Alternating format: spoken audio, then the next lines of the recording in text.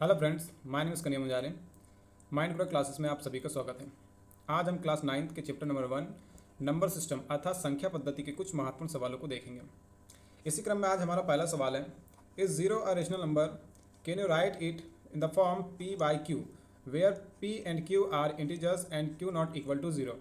कह रहा है कि क्या शून्य एक परिमेय संख्या है, क्या इसे आप p बाई क्यू के रूप में लिख सकते हैं जहाँ p और q पूर्णांक है और q not equal to zero है।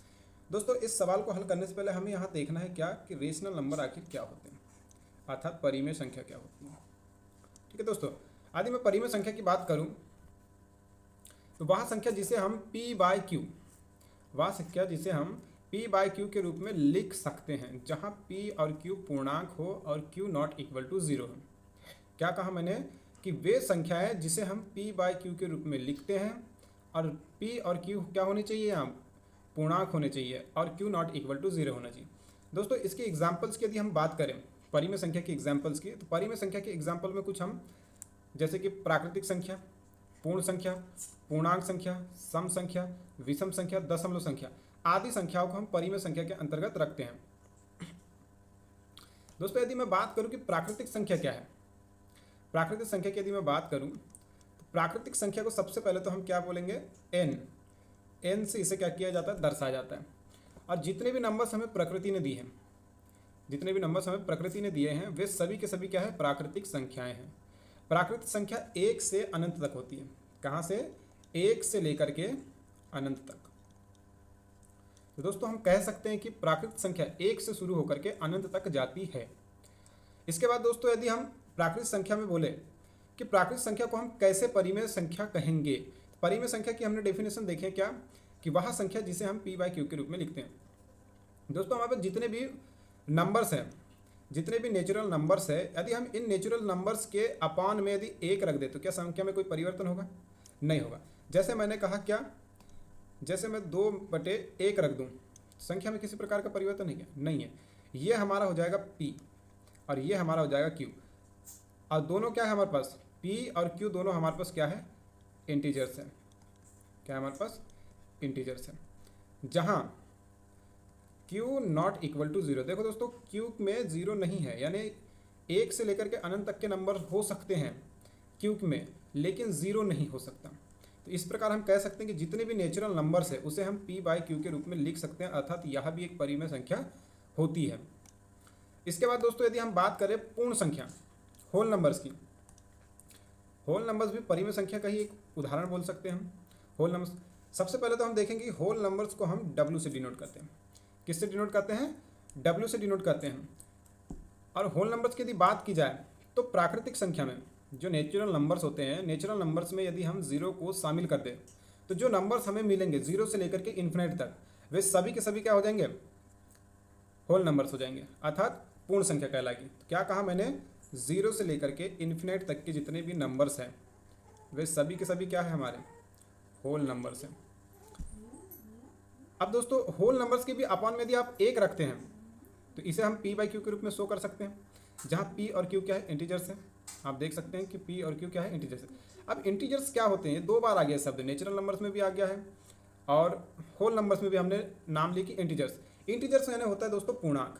क्या होता है, इंटीजर्स यानी पूर्णांक होता है। अब हम देखेंगे पूर्णांक, पूर्णांकों को भी हम परिमेय संख्या के एक एग्जाम्पल के रूप में देखते हैं। आखिर पूर्णांक क्या होता है? सबसे पहले दोस्तों, जो पूर्णांक होते हैं, पूर्णांक को हम कैपिटल I से डिनोट करते हैं। जो पूर्णांक होते हैं, पूर्णांक वे नंबर्स होते हैं जिसमें शामिल होते हैं धन, ऋण, शून्य। क्या क्या चीज़ शामिल होता है? पॉजिटिव नंबर्स भी शामिल होते हैं, नेगेटिव नंबर्स भी शामिल होते हैं और शून्य को भी शामिल किया जाता है। तो अर्थात मैं क्या कह सकता हूँ, यह शून्य, ठीक है, शून्य, 1, 2, ऐसे ही ये कहाँ तक के चलेगा, इन्फिनिट तक के। और यदि इस साइड बात किया जाए तो -1, -2, ये भी कहाँ तक के जाएगा, इन्फिनिट तक के जाएगा। तो आप देख सकते हैं दोस्तों, जो पूर्णांक होते हैं, इंटीजर्स होते हैं, इंटीजर्स में पॉजिटिव नंबर्स और नेगेटिव नंबर्स, साथ ही में जीरो भी शामिल होता है। और ये भी नंबर्स कहाँ तक जाते हैं, यदि पॉजिटिव इंटीजर्स की बात करा जाए तो पॉजिटिव इंटीजर्स एक से शुरू होकर के कहाँ तक जाते हैं, इन्फिनिट तक के जाते हैं। और नेगेटिव इंटीजर्स की बात किया जाए तो -1 से लेकर के कहाँ तक के, ये भी इन्फिनिट तक ही जाते हैं। इन सारे के सारों को यदि हम अपॉन में लिखते हैं, किसी भी नंबर्स के अपॉन में लिख दे, या फिर हम बोले क्या कि इनके अपान में यदि हम 1 रख दे, 2 रख दे, 3 रख दे तो इसे हम बिल्कुल हम लिख सकते हैं। जैसे मैंने कहा क्या, यहाँ पर हमारे पास दिया है 0, आज 0 के अपान में 1 लिख दूँ तो आप कहेंगे ना कि ये 0 को हमने p मान लिए और 1 को हमने q मान लिए, तो ये दोनों क्या हो गया, p/q के रूप में लिखा गया है। यानी 0 को हम p/q के रूप में लिख सकते हैं, और p/q के रूप में लिखी जाने वाली नंबर्स क्या कहलाती है, परिमेय संख्या कहलाती है। पर लेकिन साथ में क्या होनी चाहिए कि जो q है, q नॉट इक्वल टू 0 होना चाहिए। आप यहाँ देख रहे हैं कि q नॉट इक्वल टू 0 है, यानी q के बराबर क्या है, 1 है। क्या है, q के बराबर 1 है। ठीक है दोस्तों, तो हम कह सकते हैं कि जितने भी इंटीजर्स होते हैं हमारे पास, धन, ऋण और शून्य, वे सभी के सभी क्या होते हैं, रेशनल नंबर के अंतर्गत आते हैं। उसके बाद दोस्तों हमारे पास है सम संख्या। उसके बाद हम ले लेते हैं क्या, सम संख्या। अब सम संख्या की यदि हम बात करें तो सम संख्या वे संख्या होती है जिसे हम 2 से भाग दे सकते हैं, अर्थात वे संख्या जिसमें 2 का पूरा पूरा भाग चले जाए वे सभी संख्याएं सम संख्याएं कहलाती हैं। जैसे मैंने कहा 2, 4, 6, 8, 10। ठीक है दोस्तों, इसे हम क्या कहते हैं, सम संख्या कहते हैं। तो सम संख्या की यदि मैं बात करूँ तो क्या आ जाएगा, 2, 4, 6, 8, और ऐसे ही दोस्तों ये भी कहाँ तक जाएगी, इन्फिनाइट तक की जाएगी। अब सम संख्याओं के अपान में भी आप 1 रख सकते हैं, 2 रख सकते हैं, जो भी आपकी मर्जी हो रख करके हम परिमेय संख्या बना सकते हैं। जैसे मैं कहूँ क्या, सम संख्या हमारे पास 4 है, अब 4 के अपान में 2 रख दिए मान के चलो हमने, तो ये परिमेय संख्या का रूप है ना एक, क्योंकि p/q, ये देखो ये इसको हमने p मान लिए 4 को, और यहाँ 2 को हमने मान लिया q। अब p भी एक इंटीजर है और q भी एक इंटीजर है ना, पूर्णांक है दोनों। और यहाँ पे आप देख रहे हैं कि q नॉट इक्वल टू 0 है, यानी q 0 के बराबर नहीं है। यहाँ पर भी q के बराबर क्या है, यहाँ पर 2 है, अर्थात कह सकते हैं कि ये भी क्या है, एक परिमेय संख्या। इसी के साथ दोस्तों इवन नंबर्स हमने देख चुके हैं।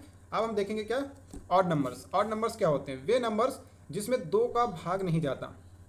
ऑड नंबर्स वे नंबर्स होते हैं, विषम संख्याएं वे संख्या होती है जिसमें 2 का भाग नहीं जाता है। वे सभी की सभी इसकी संख्या जो होती है वो हमारे पास क्या है, 3।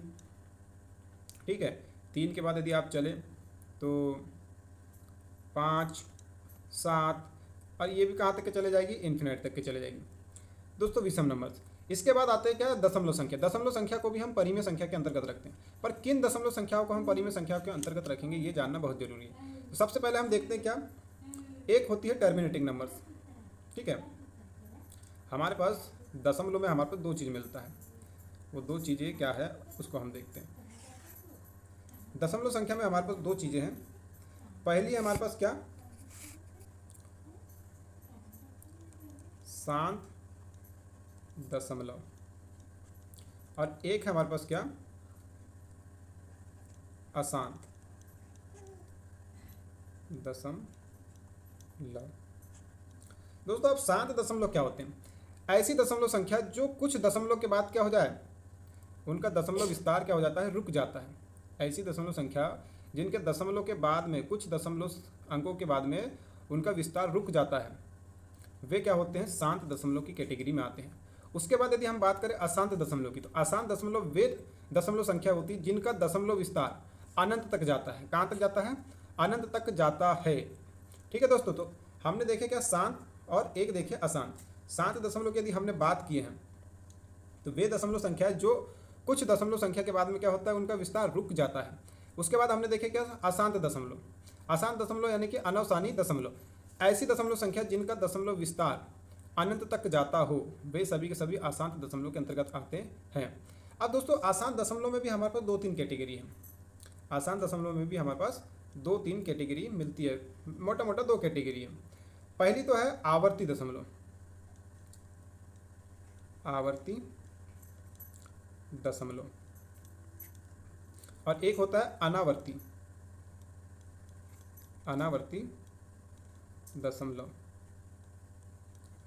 अब दोस्तों हम बात करेंगे क्या, आवर्ती दशमलव। तो आवर्ती दशमलव संख्या वे संख्या होती है, आवर्ती दशमलव संख्या है वे संख्याएं होती है जो दशमलव के बाद में एक जोड़ा, एक पैटर्न रिपीट होता है। जैसे मैंने कहा यहाँ पर जैसे कि 12, 12, 12, तो ये दोस्तों ये दशमलव के बाद में है। ठीक है, 0.12 यानी 0.121212 इस प्रकार से नंबर क्या हो रहे हैं, रिपीट हो रहे हैं। तो यहाँ पे आप देख रहे हैं कि ये 12 12 12 क्या हो रहा है, रिपीट हो रहा है बार बार। तो हम इसे कह सकते हैं क्या, आवर्ती दशमलव। और एक नंबर्स ऐसे होते हैं, ऐसे दशमलव संख्या एक होती है जिसमें पैटर्न रिपीट नहीं होता। जैसे यहाँ पे 1, 3, 5, 8, 7, 5, 2, 4, कुछ इस प्रकार से। और ये भी कहाँ तक जाएगा, इन्फिनिट तक जाएगा। ये भी संख्या दशमलव इन्फिनिट तक है। तो दोस्तों वे सभी की सभी दशमलव संख्याएं जिनका दशमलव विस्तार एक पैटर्न के रूप में होता है, वे सभी की सभी दशमलव संख्याएं जिनका विस्तार एक पैटर्न एक क्रम को निर्धारित करता है, वे सभी की सभी आवर्ती दशमलव संख्या कहलाती है। ठीक है। और वे आवर्ती दशमलव संख्या जिसमें दशमलव के बाद में एक पैटर्न रिपीट नहीं होता, संख्या इन्फिनिट तक के जाती है, तो वे होती है हमारे पास अनावर्ती दशमलव संख्या कहलाती है। दोस्तों इतना जानने के बाद अब हम आ जाते हैं क्या, इस प्रश्न के ऊपर। ठीक है। अब हमको बोला था कि शून्य एक परिमेय संख्या है। तो दोस्तों आप देख पा रहे हैं ये जो इंटीजर्स है, इंटीजर्स में हमारे पास जीरो भी आता है। ठीक है, इंटीजर्स में जीरो आता है और जीरो को हम 1p/q के रूप में लिख सकते हैं। तो हम कह सकते हैं, क्या कह सकते हैं कि शून्य एक परिमेय संख्या है। बोल सकते हैं, हम बोल सकते हैं, क्या बोल सकते हैं कि शून्य एक परिमेय संख्या है। ठीक है, इसे p/q के रूप में लिख सकते हैं, जहां p एंड q पूर्णांक है और q नॉट इक्वल टू 0 है। ठीक है दोस्तों, यह हमारा पहला सवाल था और इस पहले सवाल को हमने बखूबी हल कर चुके हैं। आई होप ये सवाल आपको समझ में आया होगा। इसी के साथ दोस्तों हम चलते हैं नेक्स्ट क्वेश्चन के ऊपर। और नेक्स्ट